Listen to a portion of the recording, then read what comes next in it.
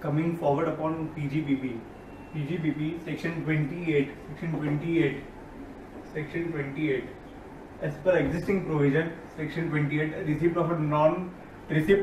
for not carrying out any business, या तो non-sharing of knowledge, non-sharing of the know-how, copyright, license या तो trademark is taxable as income from business and profession for not carrying out any business, not profession. So if the non-competence fees which you receive for not carrying out any profession, where will it fall?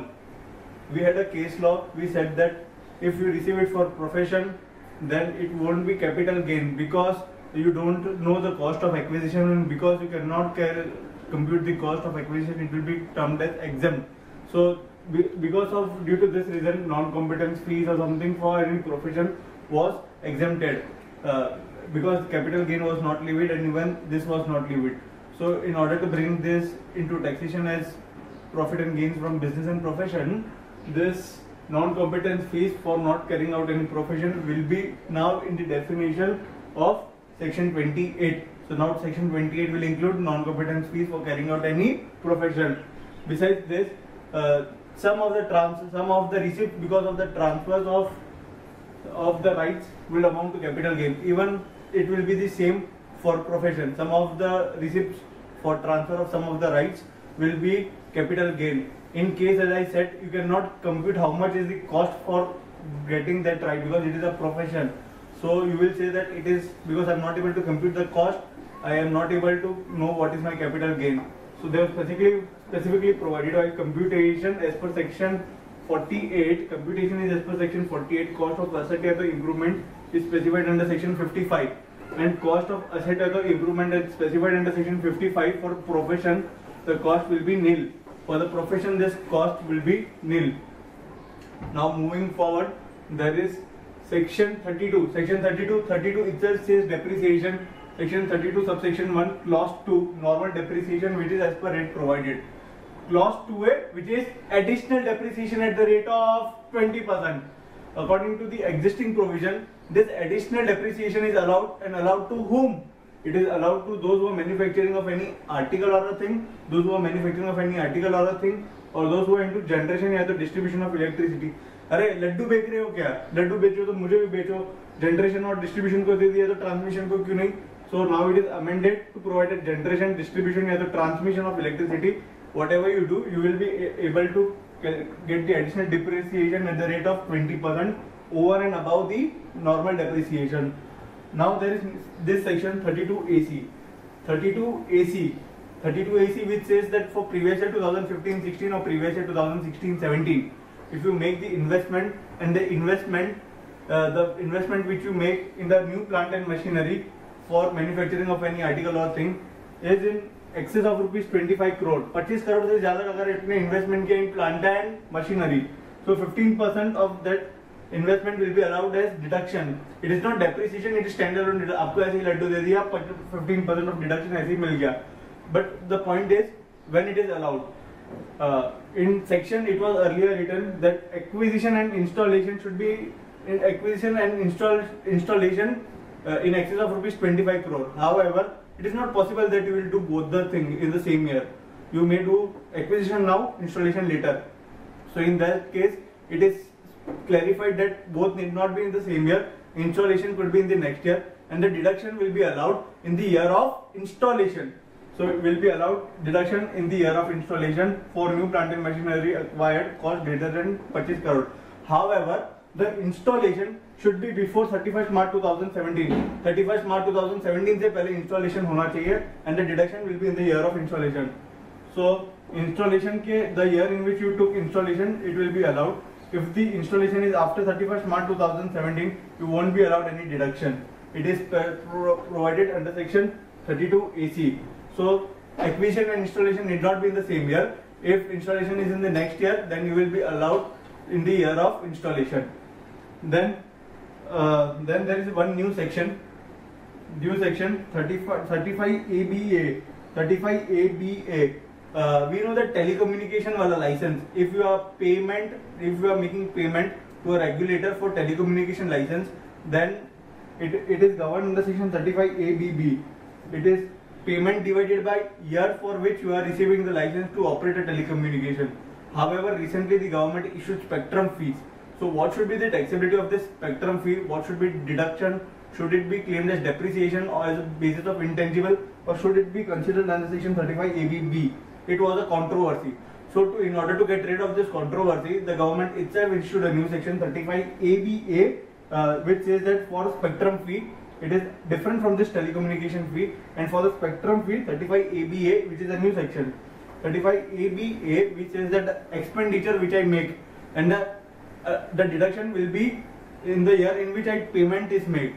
There are two possible scenarios. Consider Jio. When the spectrum fees was paid, Jio was not there. So company was not there, or business was not started. So I made a payment before starting the business, date of starting the business and date of making payment. So when the payment is made for acquiring spectrum fee before starting the business, it will be year in which I start my business up till the year till which the spectrum is valid. So 10,000 for 10 years. Then 10 years will start from the date on which the spectrum life will start, which the company will start up till the date of spectrum life. In any other case, it will be from the date on which you make payment for the previous year in which you make payment up till the spectrum life. Now, what if there is a demerger or amalgamation in between this 1, 2, 3, 4, 5, 6, 7 years? So in that case, the same application will be done to a new company, nothing new. Now comes some good series of amendments, some really interesting series of amendments. Section 35AD. Section 35AD. We had section 80IA. 80IA provided for developing, operating and maintaining, or developing or operating and maintaining an infrastructural facility. However, as we know that there is going to be phasing out of the deductions, as a part of a phasing out of the deduction, this section 80IA, this part is going to be eliminated with effect from 1st April 2017. However, in order to, it was a profit linked deduction 80IA. However, to provide them the incentives through a capital linked deduction, that provision is added under section 35AD. So the provision says the new specified business under section 35AD, where your 100% of your plant and machinery ka investment or sometimes 150% is allowed at deduction. So in this case, this is added in this case. So developing, operating and maintaining a new infrastructural facility, it will be allowed as the deduction will be allowed to the plant and machinery as well to the investment made. So what is the new infrastructural facility? Roads, highways, airports, water storage, sewerage, solid waste, port, inland waterways, is everything defined under the new infrastructural facility. So, but there are certain conditions to whom this will be eligible.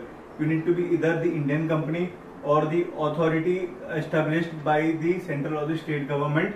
And the conditions are, these are the conditions: company registered in India, या तो board या तो authority of central government या तो state government, and you must have a company which is claiming the deduction shall have an agreement with CG, SG या the local authority that they will develop and or operate and maintain, or they will develop, operate and maintain an infrastructural facility. Then only 35AD deduction will be allowed to the entity. There is one more, section 36(1)(7)(a). This is good case, I am expecting this. A public financial corporation institution, a state financial corporation, or the state investment industrial corporation. For this case, the provision for bad debts is allowed only up to 5% of your total income. Provision for bad or the doubtful debts allowed up to 5% of total income. The total income is before considering such deduction. So 100, 5%, 95. That's how it. So, however, there is no NBFC included in it. So they would amended to include NBFC as well. So public financial institution or NBFC or state financial corporation or state investment industrial corporation, provision for bad or doubtful debt will be allowed to the 5% of the total income, and NBFC is defined under section 45IF of RBI Act. You will read it in law. 43B. You know that deduction is allowed only on a payment basis irrespective of the method of accounting followed by the SSE. So for 43B, there is one more thing included under 43B, with the taxes, cesses, if to be employees fund account. Only and only if you pay this payment, if you make this payment before the due date of filing your return, then only it will be allowed as deduction.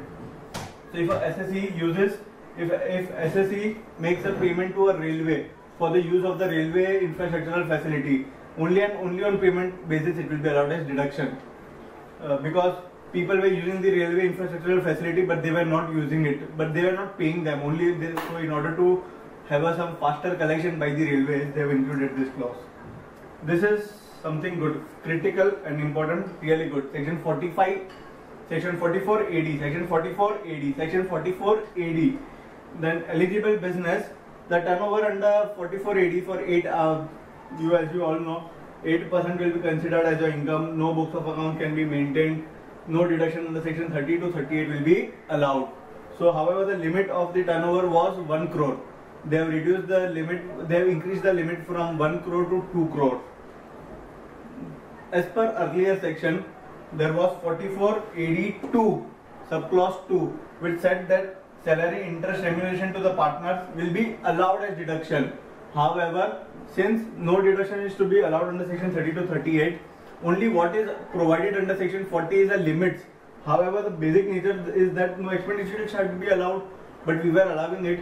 So in order to reduce it, they are now amended to include that salary interest remuneration to partner is not allowed as deduction. It is something good. They have inserted a new provision Section 44 AD subclause 4. What does the subclause 4 say? Previous year, if for a previous year, there are previous years on which I am claiming the deduction as per the provision of this act. The previous year, a previous year on which I claim a provision of 44 AD, I take a benefit of the provision of Section 44 AD for AY 2000 for previous year 2016-17 per se. Let's take it. Then, if within the period of 5 years consecutively, in between the period of 5 years consecutively, in any of the year, if I take the benefit of the other, that is, if I don't take the benefit of the provision of Section 44 AD, so in the year in which I take the benefit, take 5 years from that previous year, and in between for any of the previous year, if I don't take the benefits of the provision of Section 44 AD, then from that year up till the next 5 years, I will not be allowed to take the benefit of Section 44 AD. I'll repeat it. If I am taking the benefit of Section 44 AD, and from that particular year up till the next 5 years, in between the next 5 years, if for any of a particular year I am not taking the benefit of the provision of Section 44 AD, then from that particular year up till the next 5 years, I won't be allowed to take the benefit of the provision of Section 44 AD. Besides this, from the year in between when I am not taking the benefit of Section 44 AD, from the year in between when I am not taking the benefit of Section 44 AD, I won't be allowed. I will require to. This is also provided in a new section 44 AD4 once applicable. 44 AD4 once applicable. Then you will require to maintain the books of accounts under Section 44 AA, and then you are required to be audited under Section 44 AB. तो मतलब लग गई तुम्हारी. तो फिर जिस year in which I took benefit, I'll repeat it. 44 AD में 44 AD clause 4. What did he say? I took the benefit. I took a benefit under section of the provision of Section 44 AD. So from that year up till the next 5 years, if in between for any of the year, if I don't take the benefit of the provision of Section 44 AD, so from that particular year up till the next 5 years, I won't be allowed to take the benefit of the provision of Section 44 AD. Besides this, from the year in which I am not taking the benefit of Section 44 AD, from that year onwards, I will be required to maintain my books of accounts under Section 44 AA, and I will require to get it audited under Section 44 AB.